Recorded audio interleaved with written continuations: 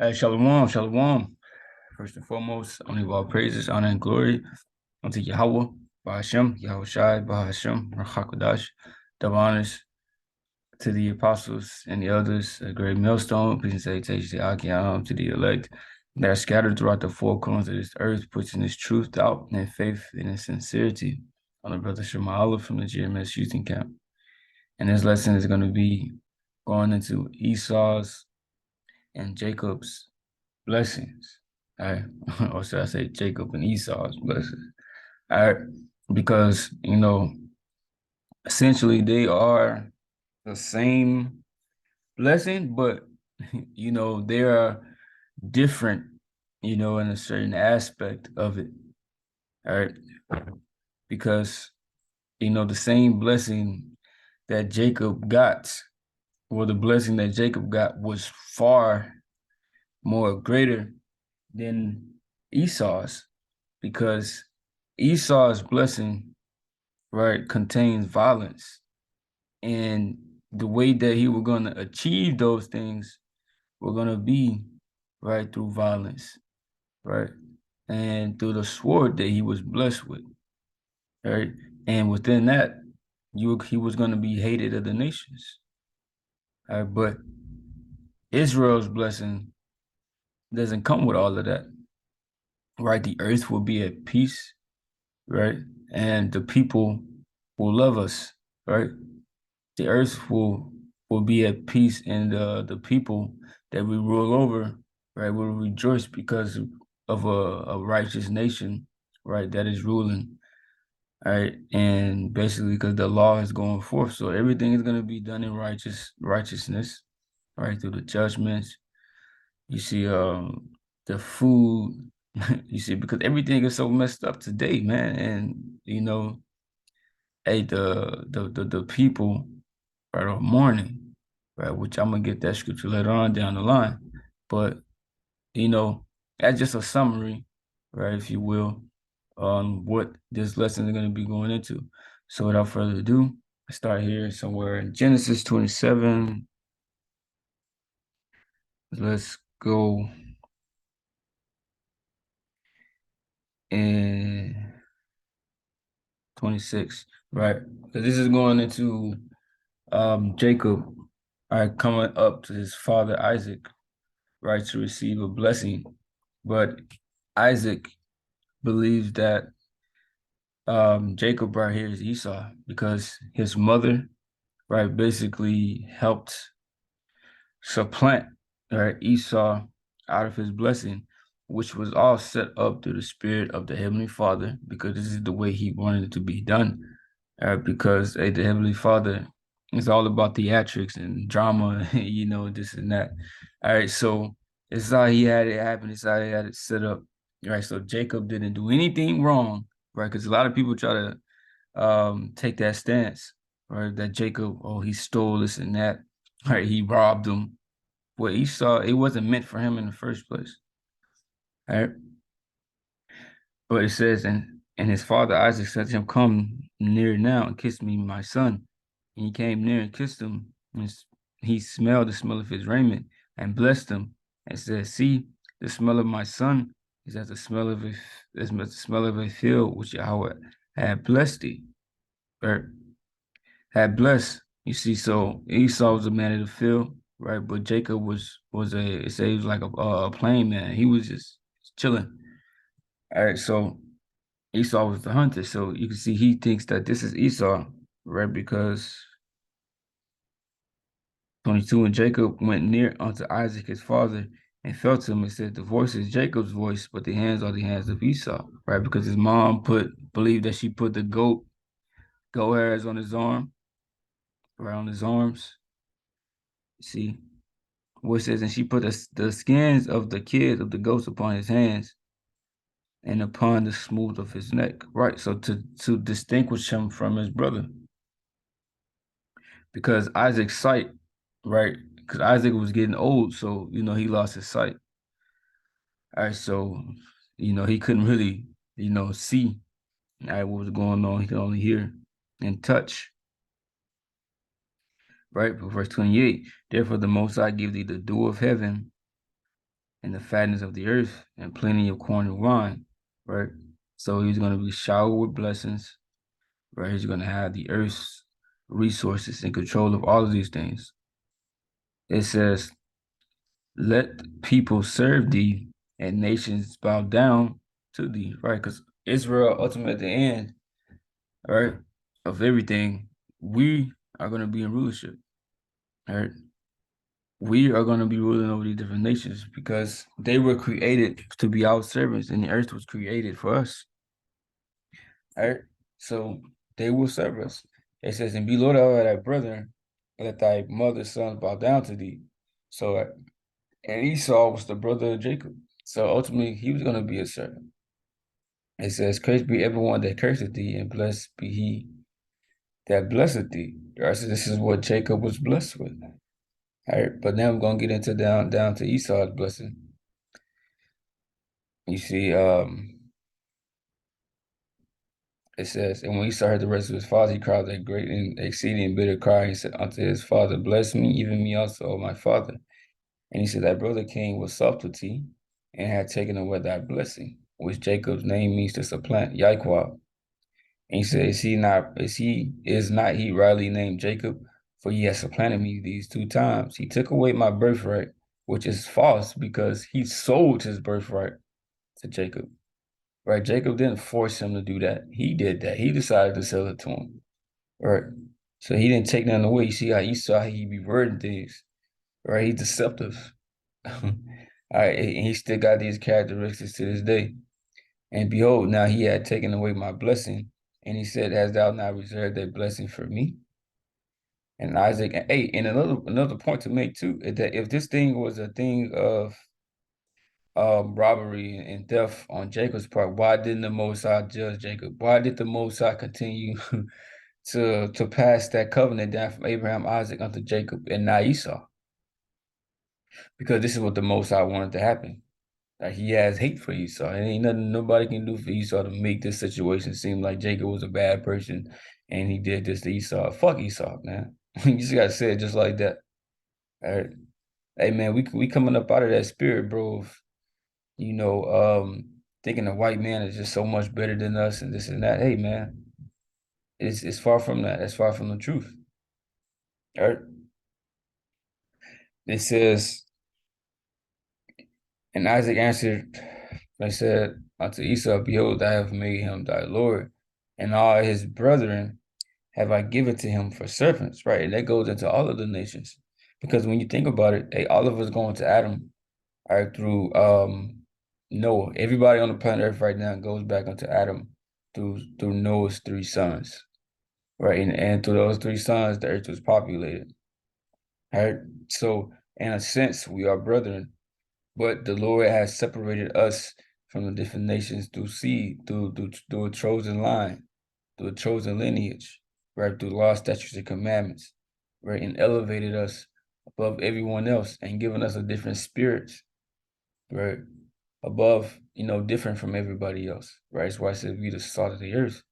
So he separated us from the rest of these people, right? But hey, they will be our servants. It says, in the corn and wine have I sustained him, and what shall I do now unto thee, my son? And Esau said unto his father, hast thou but one blessing, my father? Bless me, even me also, O my father. Esau lifted up his voice and wept. And Isaac his father answered and said unto him, behold, thy dwelling shall be the fatness of the earth and of the dew of heaven from above. See, sounds like the same blessing that he gave Jacob. But hey, it's more, right? When you go into the real details of this blessing. And by thy sword shalt thou live.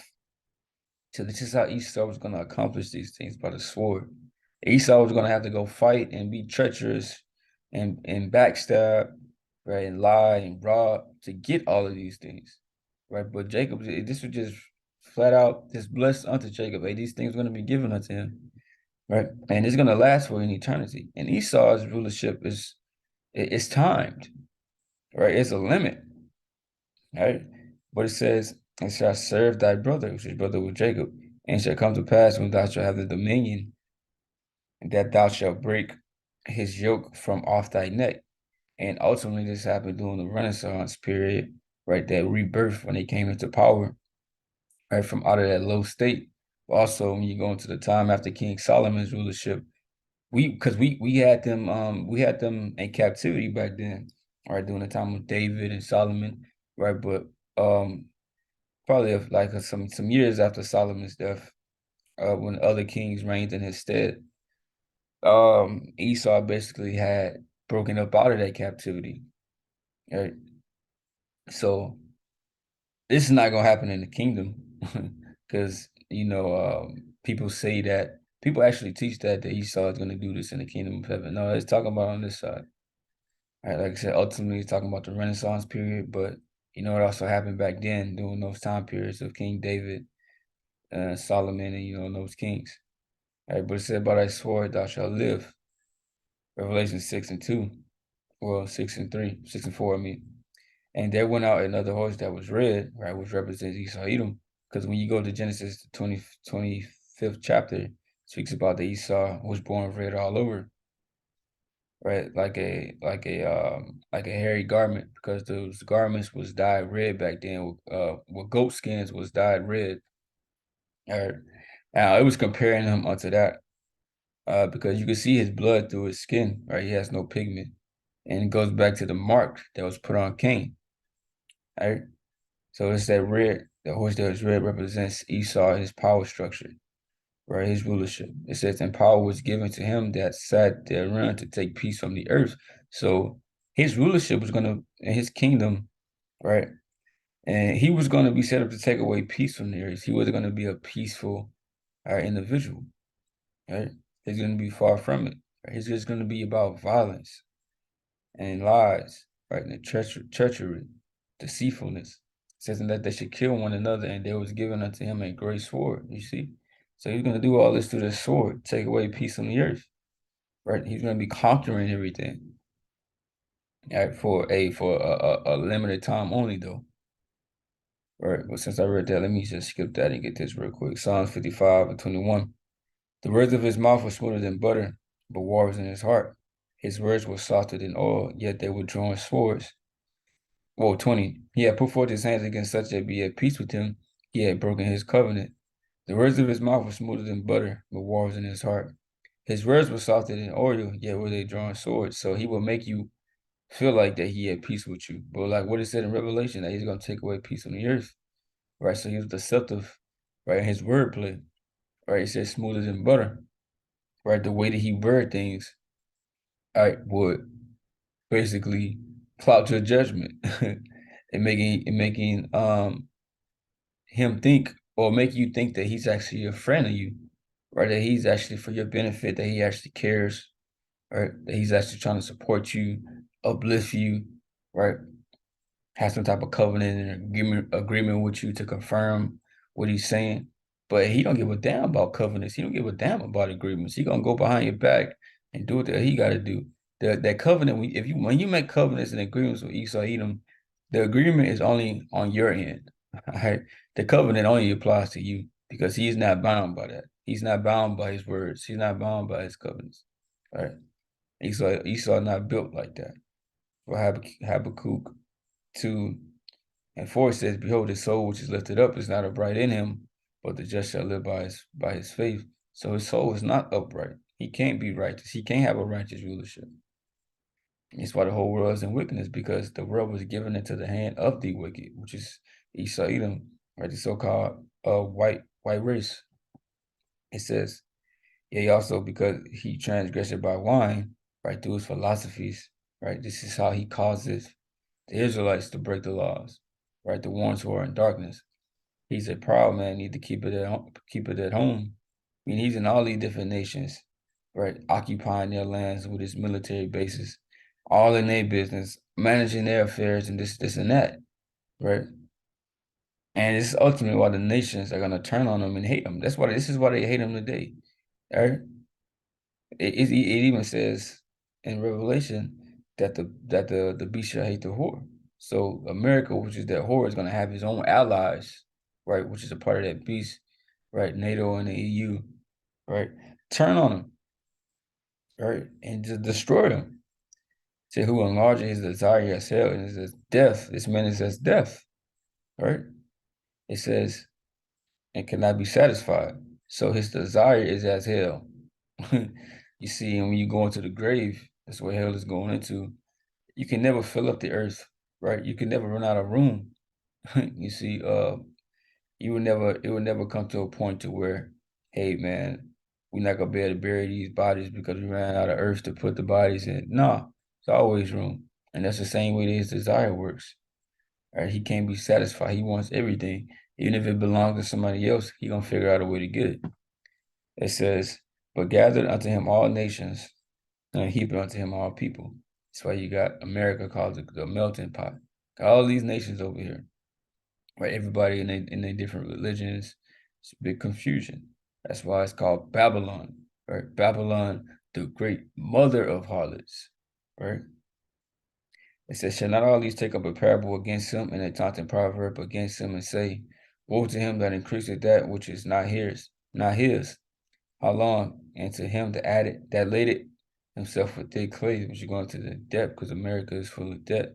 But it says that woe to him that increaseth which is not his. Because he takes everyone's resources, right? He has his ways of trickery, right, and deception through media, right, to get the people to believe what he's doing is the right thing. That he goes in to do it with his military. He set up what they call proxy wars, right? Pay people amongst these different nations to rise up against the government and get them a reason to go up in there, right? Which is Proverbs 29:2. When the righteous are in authority, the people rejoice, but when the wicked bear rule, the people mourn, right? And is the earth in a rejoicing state or in a mournful state? It's in a mournful state because the wicked bear rule and wickedness go forth, right? Throughout all the planet Earth. But it said when the righteous are in authority, the people rejoice, right? Who's the righteous? It's talking about the Israelites. How are they righteous? Deuteronomy 7:6. But thou art an holy people unto Yahweh thy power. Yahweh thy power had chosen thee to be a special people unto himself, of all people that are upon the face of the earth. So holy, which means separate, right? Sanctifies, another word too, but through what? Through the law, statutes, and commandments. That is where the righteousness, that is where the righteous came from, the righteousness, right? From those laws that we were keeping, right? So, because when the righteous are in rulership, this is what we're going to rule by: the law, statutes, and commandments. And that's why the earth was going to be at peace and rejoice. Romans 8:19. For the earnest expectation of the creature waited for the manifestation of the sons of the Most High. So everyone is really deep down in the spirit, waiting for new rulers to step up, waiting for the sons of the Most High, right? Whether they know it or not, because hey, this will benefit them. This will benefit the nations. Ultimately, Israel going to benefit the most, all right? Because we're gonna be in a new covenant. We're gonna have new bodies, right? We're gonna have the whole planet Earth in our possession, right? Planets in the universe, right? We're just gonna be living it up. But the nations, after serving their captivity, they're gonna benefit, right? Except for Esau Edom, because his ass is gonna be destroyed. I believe the scriptures said that he shall not see the brooks of the rivers, the brooks, this and that going to the kingdom. He's not gonna be able to enjoy none of that. All right. Verse 22 even says, well, we know that the whole creation groaneth and travaileth in pain together until now. So all of this, man, is gonna benefit everybody, right? But ended off with this, Genesis 12:1. Now Yahweh had said unto Abram, right, which his name was later changed to Abraham, right? Because Abram, what means father exalted, Abram, and you had Abraham, Abraham, right?